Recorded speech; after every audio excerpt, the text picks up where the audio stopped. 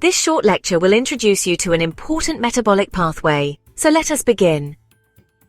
Have you ever pondered the fate of ammonia, the toxin generated when you digest proteins? How does your body convert this potential threat into a harmless substance?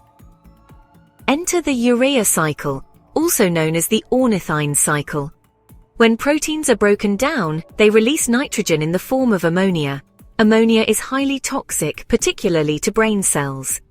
The body ingeniously converts ammonia into urea, a safer compound, which is then excreted by the kidneys. Let's look at urea cycle step by step.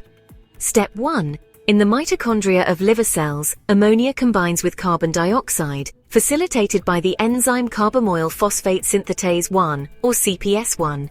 This reaction utilizes two ATP molecules to form carbamoyl phosphate. CPS1 requires a cofactor called N-acetyl-glutamate to function. Step 2. Carbamoyl phosphate then reacts with ornithine to form citrulline. Under the action of ornithine transcarb amylase, citrulline is transported from the mitochondria to the cytosol. Step 3. In the cytosol, citrulline combines with aspartate, adding another nitrogen atom to form argininosuccinate. This step, catalyzed by argininosuccinate synthetase, also requires ATP. Step 4. Argininosuccinate is then split into arginine and fumarate by argininosuccinate lyase. Fumarate enters the citric acid cycle, linking nitrogen and energy metabolism. Step 5. Arginine is split by arginase, producing urea and regenerating ornithine to perpetuate the cycle. Urea is then transported to the kidneys for excretion.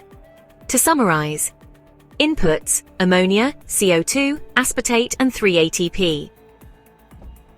Outputs: urea, fumarate, and ornithine.